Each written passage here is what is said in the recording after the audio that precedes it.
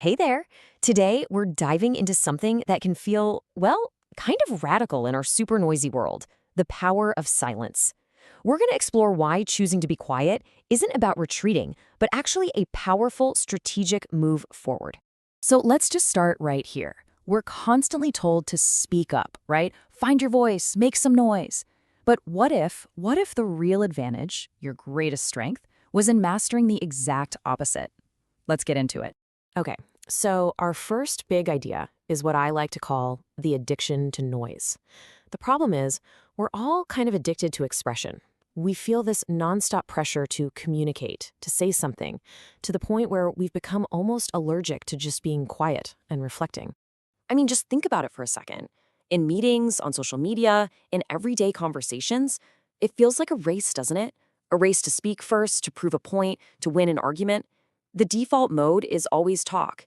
And listening, well, listening has kind of become a lost art. And this creates this whole culture of noise, where actually understanding each other takes a total backseat. And this quote just nails the difference.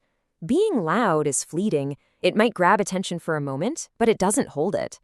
Calm, on the other hand, that measured composure, that commands something way more valuable: genuine respect and real influence.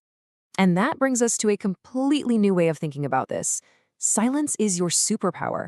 We really need to reframe it. It's not an absence of something, it's the presence of control, of strategy, and of immense quiet strength.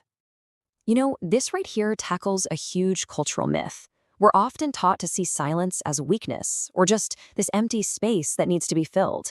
But the reality is that choosing silence is an active display of strength. It's a strategic decision to align yourself with peace and clarity instead of just jumping into all the chaos. This is such a crucial point. When someone provokes you or disrespects you, your first gut instinct is probably to lash out, right?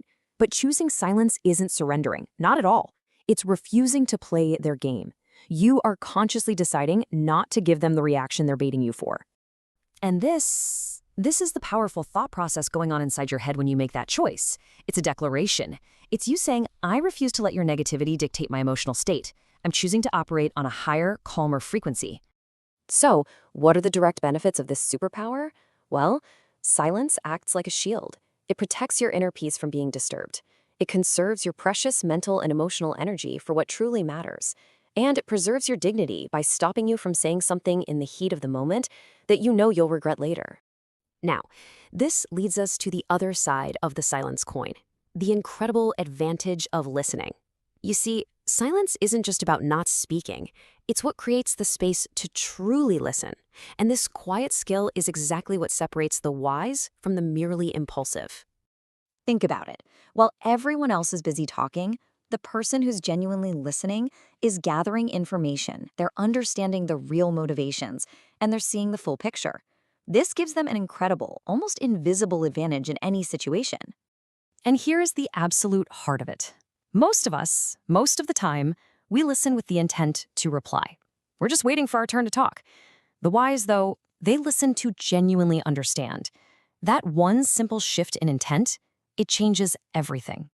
And the payoff for making that shift is huge. True listening leads to a way deeper understanding of people and situations. It builds incredible trust because people feel seen and valued. It can instantly disarm a conflict by de-escalating anger. And, crucially, it reveals opportunities that are completely missed by those who are just too busy talking. So, what's the foundation of this skill? It's humility. It's setting your ego aside and accepting that you don't have all the answers. It's being open to the idea that every single person you meet has something to teach you, if and only if you're quiet enough to hear it.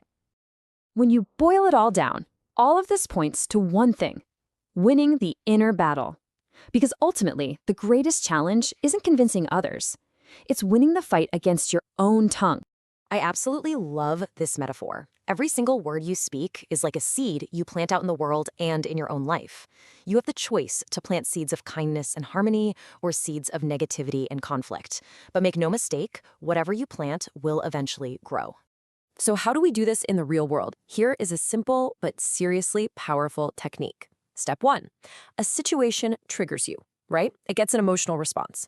Step 2, this is the magic. Master the sacred pause. Just a beat, a single breath. In that tiny space, you give yourself the chance to move to step 3. Respond from wisdom, not from raw, fleeting impulse. And this is the critical thing you have to remember. So often, we sacrifice our own inner peace just to prove we're right. But winning an argument is a pretty hollow victory if it costs you your calm. Protecting your peace is the real win, every single time. This quote perfectly captures the long-term strategy. Stop talking about your plans, your goals, your next big move. Instead, work quietly with focus and dedication. When you achieve your goals, the results themselves will be all the validation you need. Your success will be undeniable. It'll make all the noise for you. So, we'll end with this final thought. What if life, the universe, opportunity, what if it's all communicating with us constantly? Not by shouting, but in whispers. The ultimate question is, can we cultivate enough inner silence to finally hear what it's trying to tell us?